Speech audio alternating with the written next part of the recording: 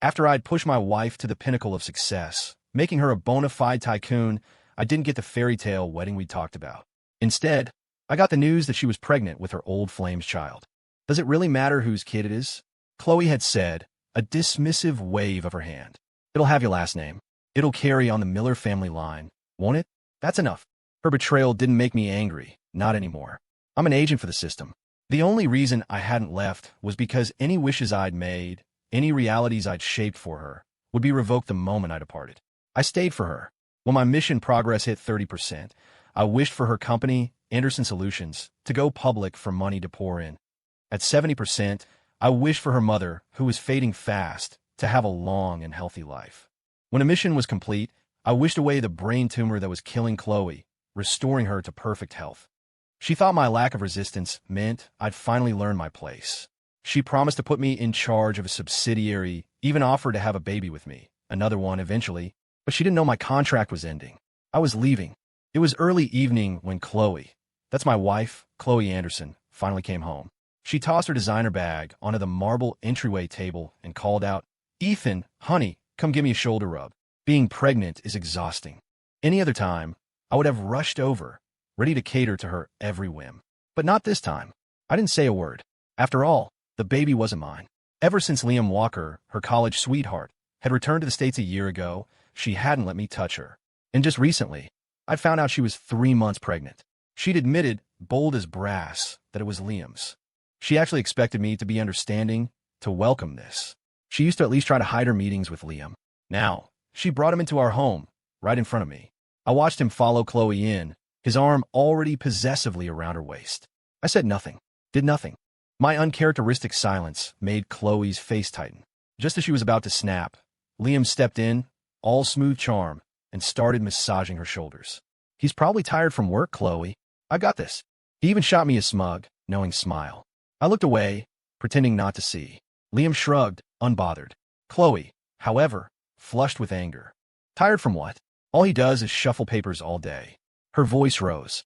"Since the IPO, I've been working myself to the bone. What has he contributed? If he hadn't gotten lucky marrying me, he'd never have seen the inside of a house like this in his life. Living a high life off me, and not a shred of gratitude. Just petty and thin-skinned." Listening to her tear me down, I finally looked up, my gaze cold. She was pregnant with another man's child. The fact I hadn't already walked out, or worse, was me being more than generous. And she expected me to bow and scrape? Especially when her entire empire was built on my sacrifices. As an agent of the system, completing my assignment with Chloe was supposed to grant me 3 powerful fulfillments. If I'd taken those rewards back to my original reality, I'd have had endless wealth, a life of ease. But when I hit 30% progress and got my first fulfillment, I saw her, usually so cool and aloof, cry like a lost child. "Anderson Solutions is the only thing my dad left me," she'd sobbed. "And I'm failing." That day, my resolve softened. The system warned me repeatedly. If I left, any fulfillments I activated in this world would vanish. Still, I used that first one to make her company a success, to ensure her path was smooth. Now, she was the powerful businesswoman everyone envied. And even though she knew exactly who I was, what I'd done, what I'd given up, she still treated me like a stain on her perfect life, something to be despised. The love I'd poured everything into had become a cruel joke. When they settled on the sofa, too close for comfort, I got up and moved to a chair across the room. Liam was whispering in Chloe's ear, making her laugh, that light, airy sound that used to be for me. Her whole body shook with amusement. Before Liam had even kneaded her shoulders for a full minute, she grabbed his hand, her voice dripping with concern. "Liam, you must be tired too after your day. Let me give you a back rub." He immediately settled back, lapping up the attention from the CEO. Not even a minute, and she was worried about him. I cooked elaborate meals for her every single day, varying the menu to keep her interested. I'd even brought warm foot baths to her and her mother, waited on them hand and foot. Not once did I get a thank you, not even a pleasant look. Just constant criticism, complaints that I wasn't good enough, that I should take classes to be a professional caregiver. I used to think she just didn't know how to show affection. Turns out, she just never considered me human enough to deserve it. I closed my book and stood up to go to my room. Chloe glanced at me, a sneer tugging at her lips. "It's 6 o'clock. Aren't you going to make dinner? We're starving." My voice was flat. I ordered takeout through an app. Help yourselves. It was the first time I'd ever contradicted her in front of someone else. Her eyes blazed. Getting bold, are we? Bad enough, I have to support a grown man. Now you won't even do chores. The air crackled. Liam, ever the peacemaker when it suited him, quickly intervened, touching Chloe's arm. He's just feeling a little hurt, Chloe. Go easy on him. He then added, with false sincerity, actually, this is all my fault. A misunderstanding led to this situation. Chloe has such a kind heart. She couldn't bear the thought of, well, that's why she's keeping the baby. Kind heart? Early in our marriage, Chloe had gotten pregnant.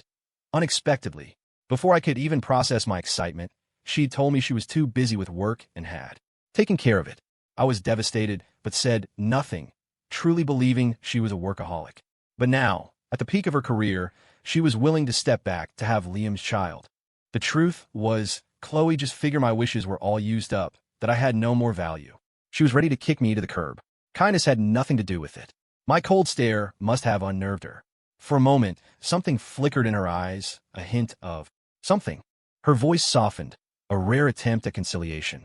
As long as you treat this child well, once the baby turns 1, we'll finally have that big wedding. And you won't have to be my assistant anymore. I have a subsidiary. I'll put you in charge of it. I walked away without a word, my hand behind my back. She still thought I'd slave away for her. She had no idea. I was going home. I didn't want any of this. Let the system take it all back. I had 2 days left before my departure. I didn't go to work. Instead, I took the debit card, linked to the account where my meager allowance went, and went on a spending spree. Might as well, since I couldn't take any of it with me. As I was wandering through a high-end mall, a breaking news report flashed across a giant screen. Chloe's company, Anderson Solutions, was in trouble. One of their new buildings, constructed with substandard materials, had collapsed, killing 6 workers. The news surprised me a little, but then I figured they'd probably been cutting corners on construction for a while. It was only the system's protective influence that had kept things from falling apart sooner.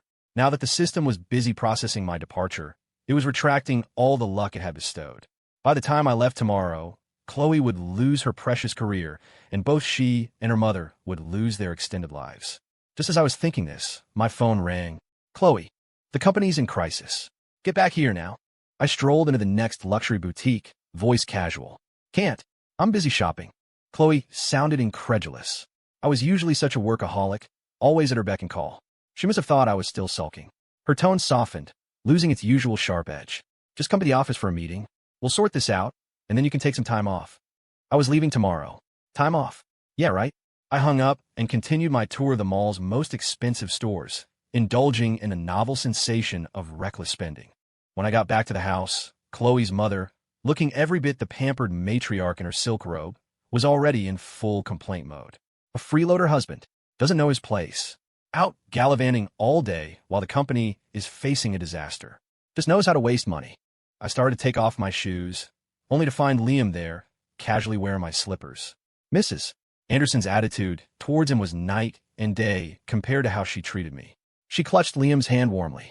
Liam, you're such a dear, helping Chloe with PR, and so thoughtful to bring her home. Liam smiled. It's mostly handled, Andy. This is my area of expertise. Don't be too hard on Ethan. He's done well for himself, considering he came from a small town. Chloe's mother sniffed. Done well? He got lucky, marrying into my daughter's money. If he'd ended up with someone else, he'd probably be stuck in some tiny apartment, eating instant ramen. The old woman had a convenient memory. After Chloe's father passed away and the creditors came calling, they'd been the ones hiding out in a cheap rental.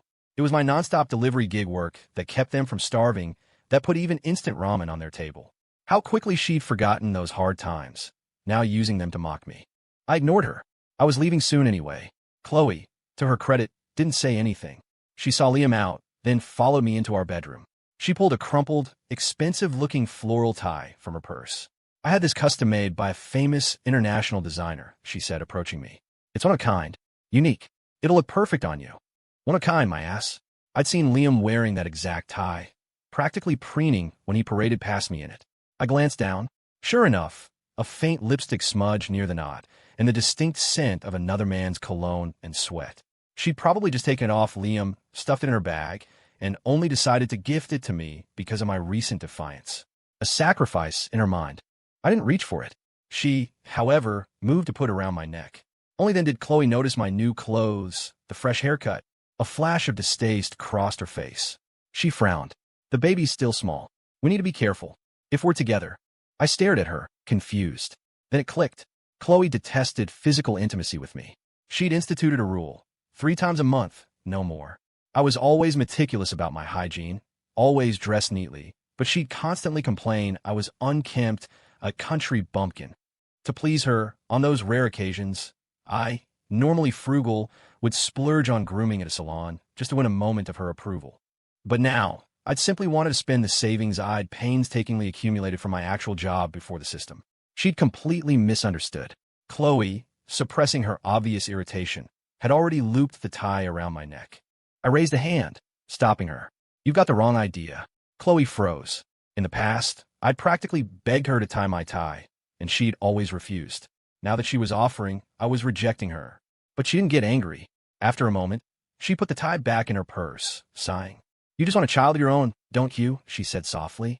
"After this baby is born, I'll have one with you. I promise." If she'd said those words earlier, I would have given my life for her in gratitude. But now it was too late. I waved my hand dismissively. "No need." Chloe must have thought I was just being stubborn. She suddenly threw herself at me. "All right, stop being difficult. Let's just get this over with. The sooner we finish, the sooner I can shower and sleep. I'm exhausted." I shoved her off me hard. I didn't even think about her being pregnant. Chloe cried out in pain and surprise, scrambling to her feet, furious. "Ethan Miller, if you have a problem, spit it out. Who do you think you're scowling at?" Her voice was shrill. "The baby's gonna have your name. What more do you want? Don't be so ungrateful." Her words almost made me laugh. "Don't bother. The Miller family legacy doesn't need to be tainted by something like this." In all our years together, I'd never spoken to her so harshly. Chloe was stunned. She hadn't expected me to have such a vicious tongue. She absolutely blew a gasket. "The baby is innocent. How dare you insult my child? You're sick." She stormed out, slamming the door. This time, I didn't chase after her to apologize and soothe her temper. Later, when I went to the kitchen for a glass of water, I overheard her talking to her mother in the living room. Mrs. Anderson was comforting her. "Don't you worry, dear. Once the baby's born and calls him daddy, he'll soften right up." Chloe sounded uneasy, her brow clearly still furrowed. "I just checked his accounts. He's normally so tight with money, but he spent almost everything." Her mother snorted, as if she'd expected as much. "See? He obviously heard about the company's troubles and got scared you'd ask him for money. Trying to protect his little stash." She paused, then added with a sneer. Then he realized it was just a small problem, quickly solved, so he came crawling back. Chloe knew better, of course. She knew I loved her far more than money. Otherwise, I wouldn't have used all 3 fulfillments on her. She defended me, her voice firm. "No, that's not it. He stuck by me when I was at my absolute lowest. He gave me every penny he had. He wouldn't be trying to hide money from me now. He's probably just incredibly hurt, letting off steam." Her mother, oblivious to the truth of the system, just scoffed. "Oh, you're too soft on him. What man doesn't hand over his paycheck after getting married?" Chloe put her arm around her mother, her expression softening as she recalled the past. "But Mom, when you had that car accident and I was overwhelmed with the company, he was the one who took care of everything. He nursed you day and night. No one else would have done that." But Mrs. Anderson just looked exasperated. "Silly girl. He was just doing what a kept husband should do. Anyone else in his position would have done even better. Listen to me. You're pregnant with Liam's child. Divorce Ethan as soon as possible. With Liam to help you manage the company, your life will be much easier. Unlike that useless freeloader. All he's good for is laundry and cooking. Absolutely spineless. No ambition at all." Hearing this, Chloe, surprisingly, didn't agree. For the first time, she looked coldly at her beloved mother. "Mom, I am not divorcing him. And don't bring it up again." Of course, Chloe couldn't afford to divorce me. She was terrified that if I left, she'd lose everything. Her mother was about to say more when her eyes caught sight of me in the doorway. She let out a disdainful little laugh. "Now he's taken to eavesdropping. People from his background are always so uncouth." Chloe, embarrassed at being caught, tugged her mother's arm. "Mom, please." Warn Mrs. Anderson reined it in slightly, but still looked down her nose at me. "Why haven't you brought me my nightly warm milk yet?" In the past, I'd meticulously catered to their every whim, primarily because Chloe was so cold and proud. To make her love me, I'd been completely subservient, like a servant. Later, when her mother had the car accident and ended up in a vegetative state, Chloe had collapsed in my arms, sobbing uncontrollably. I'd used the fulfillment to wish her mother a long life. Mrs. Anderson had opened her eyes. Her injuries healed with astonishing speed. Even old ailments vanished. I thought she'd be grateful I saved her mother. Thought they'd treat me better. Instead, both she and Chloe looked down on me even more. So why would I fetch her anything now? I wasn't a masochist. I was scrolling TikTok on my phone. Busy, I said, not looking up. Mrs. Anderson was about to erupt. Chloe stopped her, then walked over to me. Actually, we haven't had a proper meal together in ages. I've booked a table at that new French place, a candlelight dinner. Just for you. I didn't respond. Just then, her phone buzzed. It was Liam. Her eyes lit up, but she deliberately affected a cool tone. I have some urgent work. I need to step out. Don't forget our reservation. Without waiting for my reply, she adorned herself with jewelry and practically skipped out the door, clearly anticipating a romantic evening with Liam. The moment she left, Mrs. Anderson settled onto the sofa, arms crossed, and switched on the TV. I'm hungry. Go make me a late-night snack. Let's start with that beef Wellington you make. The dish was incredibly complex, requiring a ton of ingredients and at least 4 hours of cooking time. When I was desperately in love with Chloe, I'd ignored her mother's unreasonable demands, obeyed her every command, even painstakingly learned to cook gourmet dishes. Now, she could starve. I'm too useless to make that, I said, turning back to my room to play some video games. Ask your precious son-in-law-to-be. Mrs. Anderson's face turned crimson with rage. After a moment, her expression shifted to smug satisfaction. Fine. You won't be arrogant for long. Once Chloe and Liam get married, you'll be completely useless. Then, the company can expand nationally, even globally. The gap between you two will only get wider and wider. I was speechless, still trying to matchmake them, oblivious that her own life was on a countdown. I didn't go to the restaurant. Chloe didn't contact me either until 2 in the morning. So sorry, her text read. I wasn't feeling well, had to rest at the hospital for a bit. Let's do lunch tomorrow noon. Whether we met or not was entirely her decision. I certainly hadn't agreed to anything. I was about to put my phone down when a picture message came through. From Liam. Chloe, face flushed, was fast asleep beside Liam. Her lingerie was carelessly piled on a nearby chair. I recognized the room's layout. Chloe had posted selfies from this very room countless times. The earliest one was from 3 years ago, before her first tumor. So, she'd been betraying me even back then. I knew Liam sent it to provoke me. I ignored it and went to sleep. Around noon, Chloe called over a dozen times. I didn't answer, just silenced my phone and rolled over. I was drifting in a hazy state of sleep when my bedroom door was kicked open. Chloe ripped the covers off me, her voice tight with fury. Ethan Miller, why did you stand me up? She was practically shaking. Do you know how long I waited for you at that restaurant? 16 minutes and 9 seconds. Do you have any idea how valuable my time is? I sat up, rubbing my eyes. I stood her up once, and she was ready to tear the roof off. She stood me up countless times. Liam had followed her in. His eyes swept over me, filled with nothing but contempt. Chloe, this husband of yours is a real piece of work. How could he leave a woman waiting like that? You should divorce him. I'm far more reliable, and I can actually help you run the company. At least I'm not some lazy slob lying around the house all day. He finished with a self-satisfied smirk. He clearly expected Chloe to side with him. But Chloe's expression flickered. She remembered when her first brain tumor was diagnosed.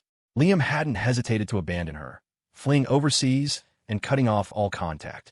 It was me who had stayed by her side, cared for her through the nights, me who had ultimately saved her life. Her anger deflated instantly. For the first time, she actually apologized to me. Okay, fine. Let's call it even for me, canceling last night. I won't hold it against you. Since everyone's here today, let's all go out for a meal. Liam looked surprised for a moment, but then waved a magnanimous hand. Sure, why not? This one's on me. Suddenly, a notification pinged in my mind. The system. Respected host, the departure channel is now open. You may return to your original world at any time. I smiled, a genuine smile for the first time in what felt like ages, and climbed out of bed. No need. You three enjoy your meal. I'm going home. Liam blinked, then chuckled. Isn't this your home? He didn't understand. But Chloe did. She knew exactly what going home meant. She stared at me, aghast. Don't be ridiculous, Ethan. You worked so hard to win me over. You used all your mission rewards on me. On us. If you stay here, you'll have more wealth than you can ever spend. I cut her off with a raised hand. A word of advice, I said, my tone deceptively mild. Instead of wasting your breath here, you should probably start thinking about damage control. When I leave, everything the system granted you will be revoked. You're on your own. Chloe scoffed, crossing her arms, her face a mask of condescension. Trying to scare me? Do you think I'm as gullible as I was back then? Unlike then, now she had everything. I, on the other hand, would be nothing without her, or so she thought. Liam didn't quite grasp the full conversation, but still chimed in with a derisive laugh. They say kids from poor families mature early, but you're so childish, Ethan. Chloe, are you sure you want to spend your life with someone this immature? As he spoke, Liam's phone rang. He answered it. His face went white. Chloe, he stammered. All our corporate partners are pulling out. They've canceled all contracts, and the IRS is launching a full audit. There are massive tax discrepancies. In an instant, Anderson Solutions was bankrupt. Chloe was personally liable for billions. Before she could even react, her own phone shrilled. It was the hospital. Is this Ms. Chloe Anderson? Your mother has suddenly lost consciousness. She's in a vegetative state. We need you to come in immediately to sign consent forms for emergency procedures. Chloe was dumbstruck. It finally hit her. I wasn't bluffing. I was really leaving. She lunged forward, grabbing my arm, her voice desperate. Ethan, husband, please don't be impulsive. Whatever the problem is, we can sit down. We can talk it through, can't we? I shook her hand off, a cold smile on my face. No need to panic just yet. The next thing to be reclaimed is your life. The next moment, before Chloe could utter another word, I stepped into the shimmering portal. Chloe watched me, her eyes growing strangely intense. You're really going? I didn't answer, just kept moving toward the portal. She let out a long, heavy sigh. I didn't want it to come to this, Ethan, but you forced my hand. Her voice was low, chilling. Did you think I had no defenses? No contingency plan? This whole situation. I know I wronged you, she continued, her tone shifting, becoming almost pitying. But ask yourself, honestly, you were a nobody. Do you really think someone like you deserve a woman as exceptional as me? Her voice hardened again. Did you think I didn't want to have your child? I just didn't want to sully my family's superior genetic line. From now on, you'll stay here, in this house, and enjoy the comforts I provide. I can give you anything, Ethan. Anything but love. You should be content with that. She pulled out a small, folded piece of parchment, intricately marked with strange symbols. With a flourish, she set it alight. Suddenly, the shimmering portal wavered and collapsed, winking out of existence. Chloe stood opposite me, her eyes filled with a chilling, possessive triumph. Ever since I witnessed the true power of your system, I've lived in constant fear. Fear that one day you'd betray me, abandon me. So I sought out specialists, people with unique talents. A mystic gifted me this binding sigil. Once burned, it ensures you can never leave. Looking at the empty space where my escape route had been, I started to laugh. A harsh, bitter sound. How utterly, pathetically ironic. I'd given up everything for her, gambled my entire existence on her, elevated her to this pedestal. And her response? From the very moment I'd gifted her wealth and life, she'd been plotting, scheming how to control me, to keep me leashed. Only I, like a fool, had continued to serve her, believing, hoping that somewhere, sometime, she might have actually loved me, even for a fleeting moment. I reached out to the system mentally. In response to the situation, a series of cold, impersonal text boxes appeared in my vision. But seeing those words, I felt a profound sense of reassurance. Error. Host has left excessive traces in the target world, significantly altering multiple destinies.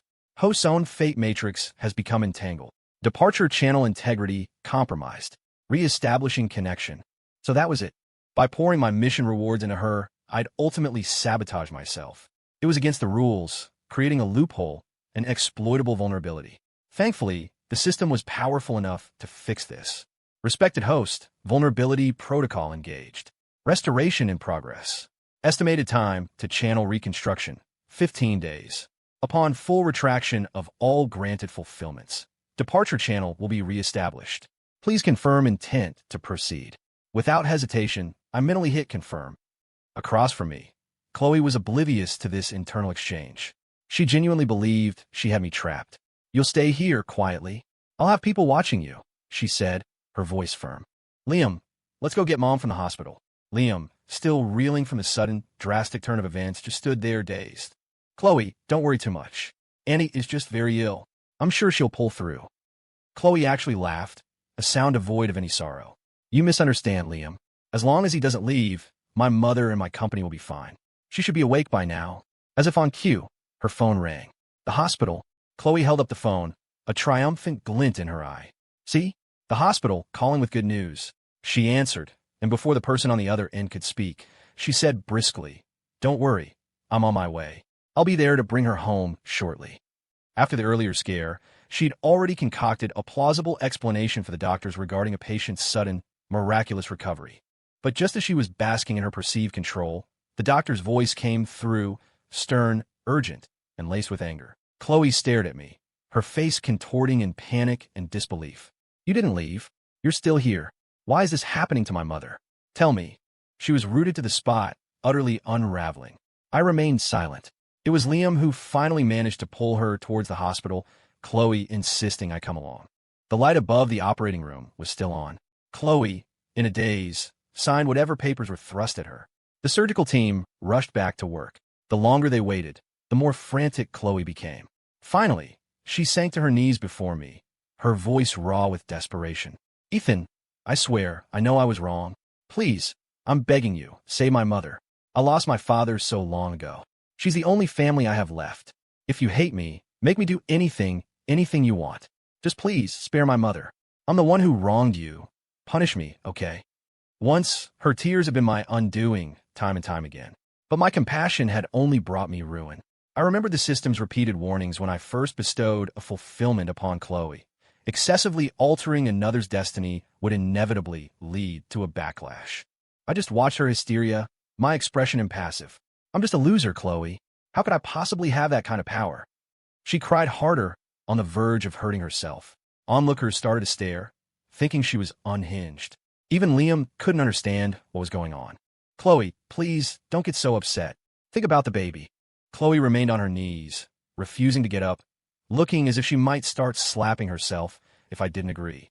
Just then, the light above the operating room door went out. A surgeon emerged, his face grim. He sighed heavily. "We did everything we could. I'm so sorry for your loss." Chloe's mother was dead, a far more severe outcome than the previous vegetative state. But this, I suppose, was the price for the extra years she'd lived. Chloe lunged at me, screaming incoherently, before finally collapsing into Liam's arms. She lay unconscious in a hospital bed. Liam, the great love she'd yearned for, seemed primarily concerned with the status of the baby, barely glancing at Chloe herself. He let the nurses attend to her, showing more interest in hiring a private nurse than lifting a finger himself. When Chloe slowly opened her eyes, he rushed to her side, all feigned concern. "Chloe, you fainted. You scare me half to death. I've been here with you for 3 hours, waiting for you to wake up." He prattled on, listing all the minor things he'd supposedly done for her. Chloe, deeply moved, reached for his hand. "If you hadn't left all those years ago," she whispered, tears welling, "I would never have married Ethan." Liam was her unforgettable first love, her childhood sweetheart. They'd grown up together, practically engaged from a young age, destined for the altar. But after Chloe's family business imploded and her father, hounded by debt, took his own life, the Andersons had fallen from grace. Former allies turned on them. Even Liam's family broke off the engagement, and Liam himself was whisked overseas overnight, without so much as a goodbye. Buffeted by one blow after another, Chloe had spiraled, with only me by her side. I was the one who'd helped her rebuild, putting her back on the path to success.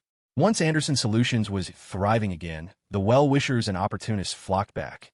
That's when Liam had mysteriously reappeared, claiming his family had forced him to leave back then. By that time, Chloe and I were already together. From their hushed conversations I'd pieced together, Liam had apparently told her he didn't mind being her other man. So, for years, they'd carried on a secret affair behind my back, until she was diagnosed with brain cancer. The man who'd sworn eternal love vanished again. Liam's most recent return was a year ago. His excuse this time? He'd been mugged, knocked unconscious, and somehow ended up involuntarily abroad. Now, clutching her hand, Liam looked suitably ashamed. "It was my fault. I wasn't strong enough. My family pressured me, and I couldn't go against my parents. But I promise, Chloe, I'll never let you down again. Never." Chloe lay in bed, tears streaming down her face as she looked at him. But her eyes held no gondom, only an immeasurable sadness. "I understand, Liam. If you truly hadn't wanted to go, no one could have forced you. Besides," she added, her voice flat, "even if you were gone, you could have contacted me. You never did." She pulled her hand away from his. Looking at his stunned expression, she said, "That's why I'll have your baby, Liam, but I will never marry you." Liam's smile was tough. "Everyone makes mistakes, Chloe. Can't you give me one more chance? I swear I'll make up for everything I put you through." Chloe's face was cold. "We'll see how you behave." I hadn't intended to enter the room, but a doctor, knowing I was Chloe's husband, insisted I come in. The moment Chloe saw me, her eyes filled with resentment. My mother is dead. Are you satisfied now? Her voice was venomous. You're so cold-blooded, Ethan. I've had enough of you. Let's get a divorce. I shrugged, spreading my hands. Fine by me. At this point, it was a choice between divorce and widowhood for her. Really? The doctor, holding a chart, hesitated. Seeing my nod, he spoke directly. Ms. Anderson, I'm afraid the news isn't good. Your brain cancer has returned, and it's in its late stages. The cancer cells are spreading very rapidly. At most, you have about 2 weeks. He paused. With our current facilities, there's very little effective treatment we can offer. In truth, no one could save her. The cancer had reappeared with terrifying speed, already metastasized. Not even a miracle worker could help now. The atmosphere in the room froze. Everyone was stunned. Liam shot to his feet. Doctor, what about the baby? Her baby? The doctor adjusted his glasses, his tone unsympathetic. The mother isn't going to survive. There's no chance for the child. I had expected this. The system, in its process of repairing the loophole, was systematically retracting everything. Years ago, when I completed my mission, I could have left. But then Chloe had suddenly fallen ill. I couldn't bear the thought of her dying so young, and I truly loved her then. So, I'd used my final, most powerful fulfillment on her. Now, her situation was even worse. There wasn't even a sliver of hope for a rescue. Chloe stared blankly for a moment, the anger gone from her face. Tears welled in her eyes as she looked at me. You're really leaving, aren't you? You're going to take it all back. Her voice was a choked whisper, including my life. I didn't speak. The answer was obvious. Liam, however, couldn't accept this sudden, catastrophic shift. His face hardened as he glared at me. Ethan, you don't need to play these kinds of games. You just bribed this doctor, didn't you? Trying to scare us? Do us a favor. If you're going to fake something, at least do your research and make it convincing. A thought seemed to strike Liam, and his expression filled with disdain. Just a little while ago, I took her for a full physical. She was perfectly healthy. Even if she did get brain cancer, it wouldn't suddenly be terminal. And even late stage usually means 3 to 6 months, not 2 weeks. And that company collapse story sounds pretty far-fetched now, too. The issues with that shoddy construction were supposedly resolved ages ago. How does a massive corporation just go bankrupt overnight? He turned to Chloe. Chloe, this is all a setup. He hired these people. Don't believe a word of it. Liam's deductions weren't entirely illogical, but he'd overlooked one crucial factor. The existence of something as reality-bending as the system. I remained silent. The doctor, however, was incensed. Mr. Walker, if you don't believe me, feel free to seek a second opinion at any other hospital. I assure you, the diagnosis will be the same. Of course, Liam didn't believe it. He dragged Chloe to several other major hospitals for tests. Meanwhile, all of Chloe's assets were frozen. Fortunately for me, she'd been wary enough back then to insist on a prenuptial agreement. In all our years of marriage, she'd never given me a dime of her actual wealth. As a result, the small condo I'd managed to buy with my own savings was safe. Chloe, with nowhere else to go, had her things moved into my place. When I got home, Liam and Chloe were in the middle of a blazing argument. I really thought you turned your life around, Liam was yelling. But you're still as useless as ever. The company's gone, the baby's not going to make it. The suddenness of Liam's transformation caught Chloe completely off guard. Disappointment washed over her face. You were the one who ditched me first. Then, when you saw I had money, you came crawling back, saying you'd even be my mistress if I wanted. Now that there's nothing left to gain, you're insulting me? You're pathetic, Liam. Get out. Get out right now. I don't want to see your face ever again. Chloe was rubbing her temples, clearly stressed. A string of bad luck, her mother's recent death. She was at her breaking point. But Liam's skin was incredibly thick. Chloe's angry words didn't faze him. He sat down on my sofa as if he owned the place. You want me to leave? Fine. But first, you have to return all the gifts I gave you.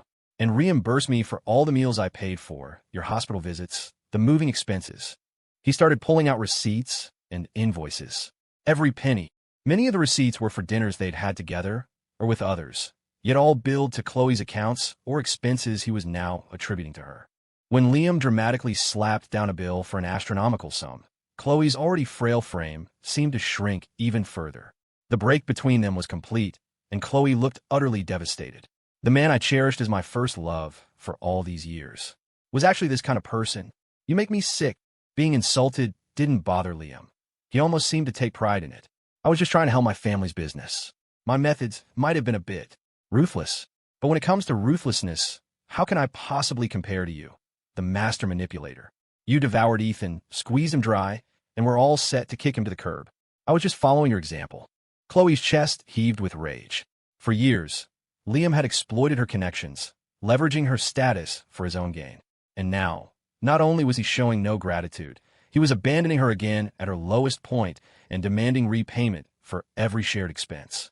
Only now, in this moment of stark betrayal, did she finally understand how I must have felt.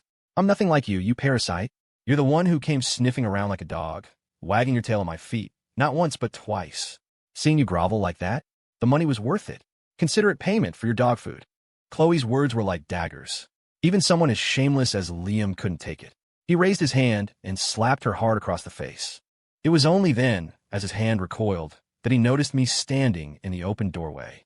He shot me a cold glare, then abruptly stopped his assault. You just wait, he snarled at Chloe. If you don't pay me back every cent, I'll make your life a living hell. With that parting threat, Liam brushed past me and left. As soon as Liam was gone, Chloe crumpled into a corner, wrapped her arms around herself, and started to sob. Ethan, she choked out between tears. I see it now. He's all talk, all empty promises. He never actually does anything. You were always the one who was truly good to me. The company, my mom. I don't care about any of that anymore. Can we start over? Please. She looked up at me, her eyes brimming. I never realized before how much you actually sacrificed for me. I promise from now on, I'll treat you right.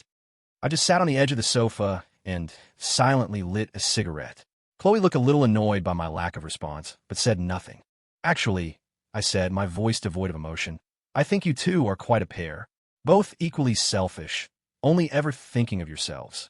What he just said sounds exactly like something he'd say. Your actions aren't much different either. I took a drag from the cigarette.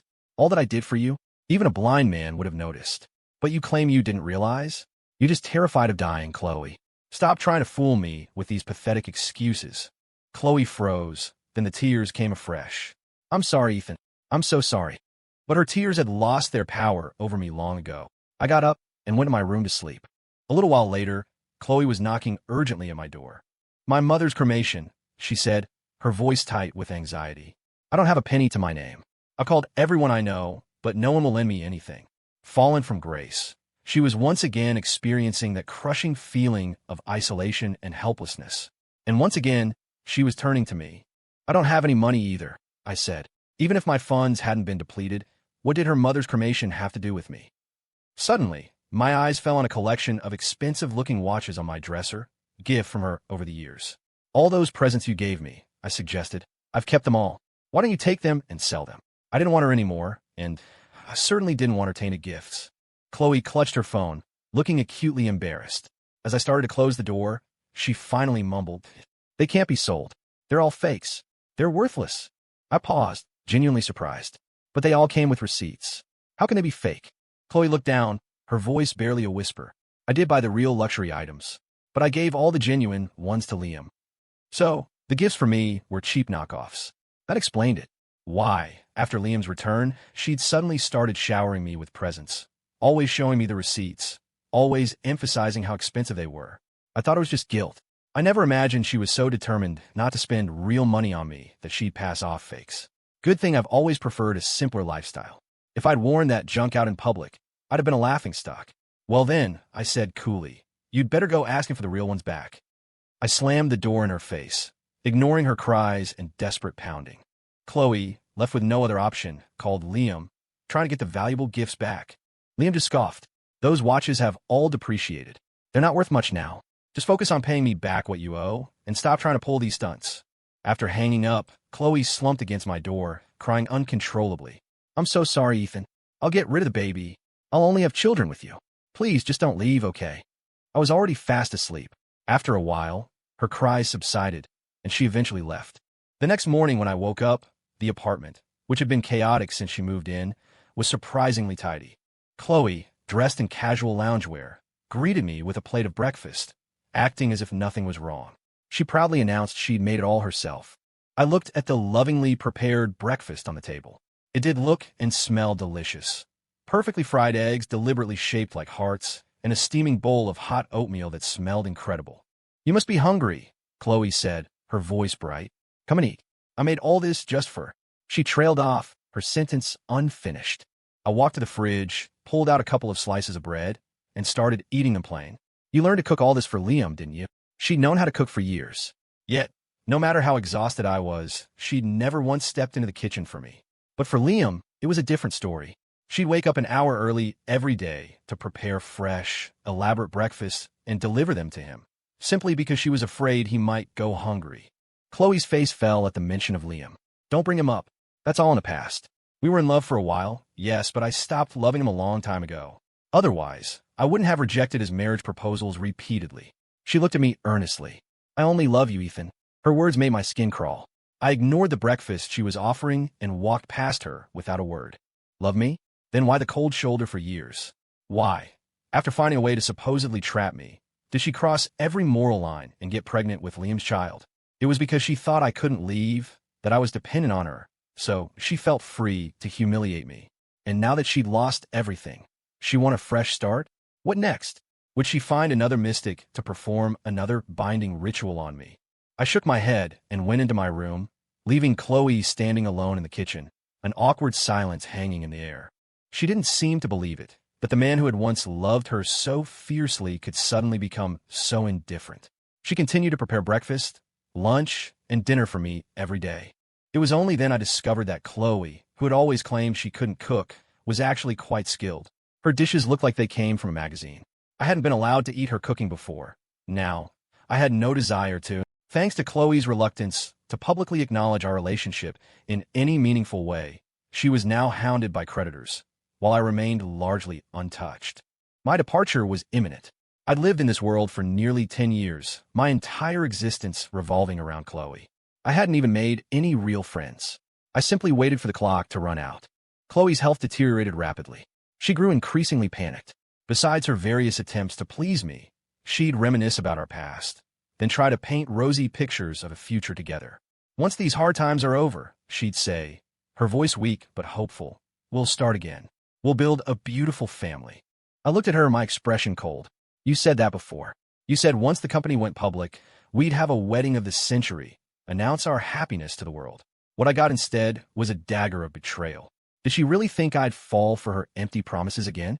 Her words were always just words, fleeting and insincere, never fulfilled. She'd said that after the IPO, she'd make the money, and I could relax at home and enjoy life. I hadn't taken it seriously, but after her success, I became the despised, kept man. Her mother, her friends, everyone mocked me, openly or behind my back. She'd offer a few token words of defense in public, but never made any real effort to stop them. She let them humiliate me. Eventually, she joined them, looking down on me too, hating me so much that she wouldn't even keep our child. Chloe lowered her head, silent. The 15-day countdown was over. She seemed to have finally given up all hope, lying listlessly on the sofa. A shimmering portal materialized in the air before me. The way home. I started to walk towards it. Chloe's eyes snapped open. She looked at me, pure terror on her face. Please, don't go. I don't want to die. Her voice was a desperate, ragged plea. I just made a mistake. Why can't you forgive me like you always used to? I ignored her heart-wrenching screams and stepped through. The moment I vanished, her body slumped to the floor, lifeless. Everything had returned to its original point.